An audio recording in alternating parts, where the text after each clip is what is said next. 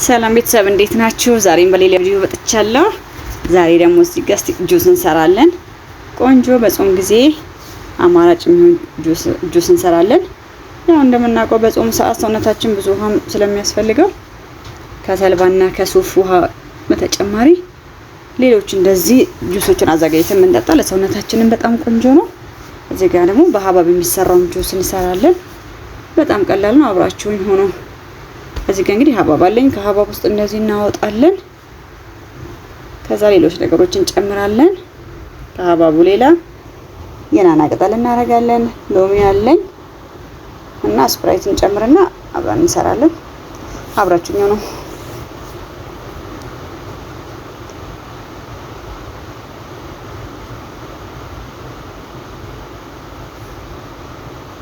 እንግዲህ እዚህ ጋር ሀባባችንን እንደሚመቸን አድርገን እናወጣዋለን። በነገራችን ላይ ፈጭተን መጠጣት እንችላለን። ደግሞ እንደዚሁም ከተፍ ከተፍ አድርገን መጠቀም እንችላለን።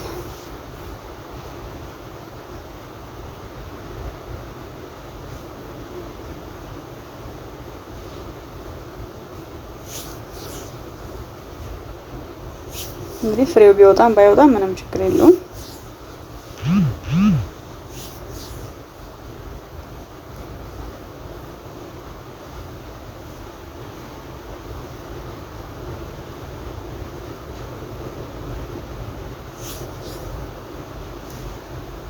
በዚህ መልኩ እንግዲህ ከተፍተፍ አድርገን እናዘጋጀዋለን። እኔ እንግዲህ ያው መፍጨት አልፈለኩኝም። ይሄኛውን ደቀቅ እናደርገዋለን።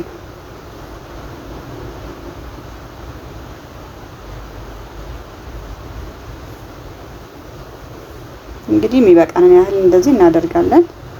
ምን ፈልገውን ያክል ነው።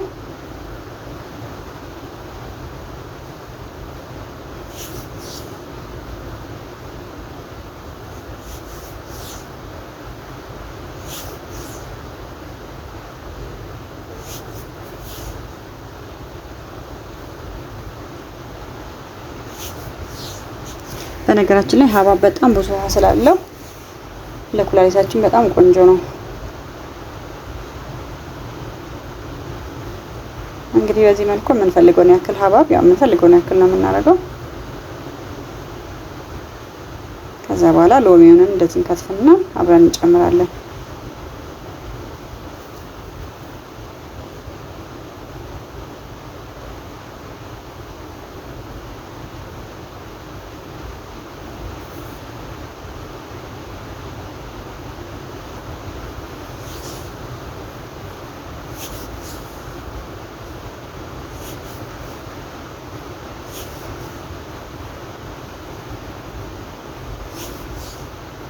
እዚህ ጋር ደግሞ እንግዲህ የናና ቅጠል አለኝ። እሱም ለጤናው በጣም ጥሩ ነው። የራሱ የሆነ ጥቅም አለው።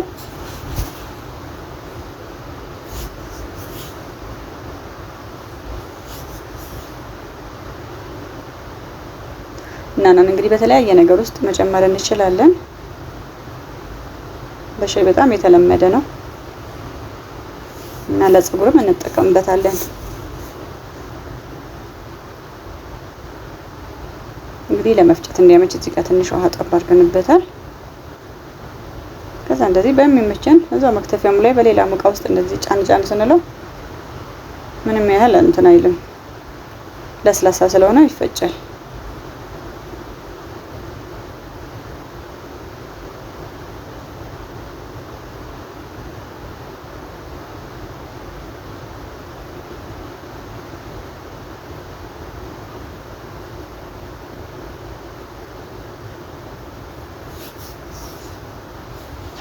እንግዲህ ሀባብ በተፈጥሮ ብዙ ውሃ አለው።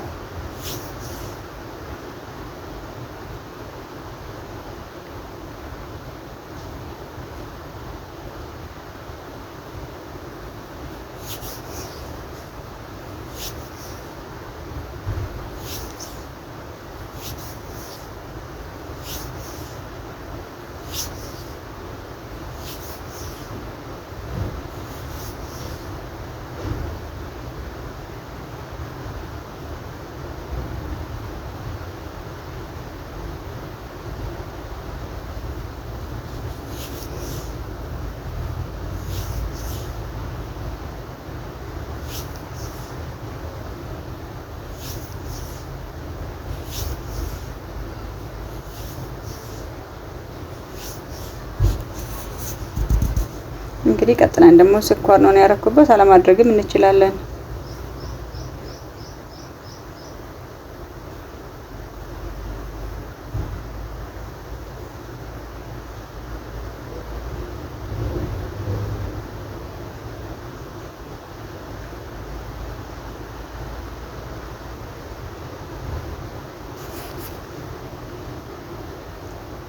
እንግዲህ በዚህ መልኩ ተፈጭቷል አብሮ። እንግዲህ ሎሚውም የናናውም በደንብ አብሮ እንደዚህ ተዋህዷል።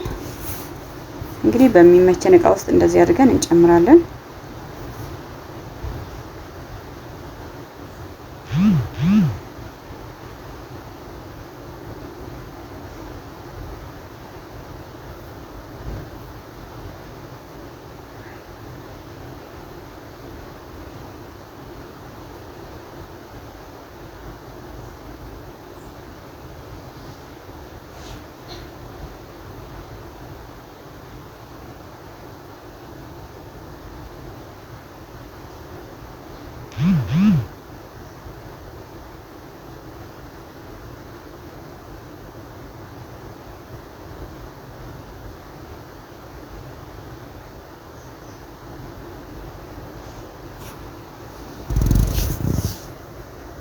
እንግዲህ የቀረውንም እንደዚህ አድርገን አንድ ላይ እንጨምረዋለን።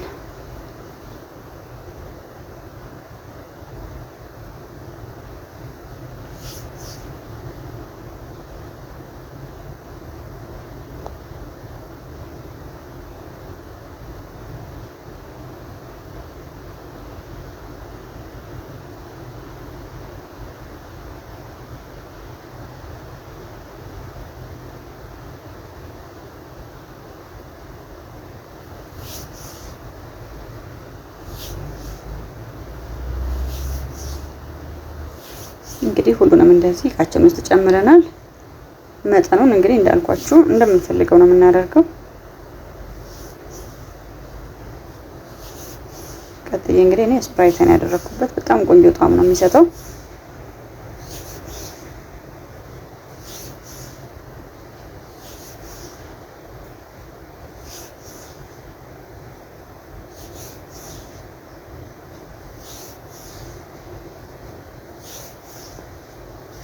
ከዛ ደግሞ እንግዲህ ላዩ ላይ በረዶ እናደርግበታለን ቀዝቀዝ ያለ እንዲሆን። እንግዲህ እንደዚህ እናዋሃድና ቀዝቀዝ እስከሚል የተወሰነ ሰዓት ደቂቃ እናቆየዋለን። ከዛ እንግዲህ እንደዚህ በምንጠጣበት ብርጭቆ ላይ እንደዚህ አድርገን እናቀርበዋለን። አሁን ቀዝቀዝ ብሎ ተዋህዶ ቆንጆ ሆኖልናል። ይመር በጣም ደስ የሚል ተወዳጅ መጠጥ ነው። እናንተም ስሩና ሞክሩት። እንግዲህ በጾም ሰዓት በጣም ፈሳሽ ነገር እንደሚያስፈልግ የታወቀ ነው።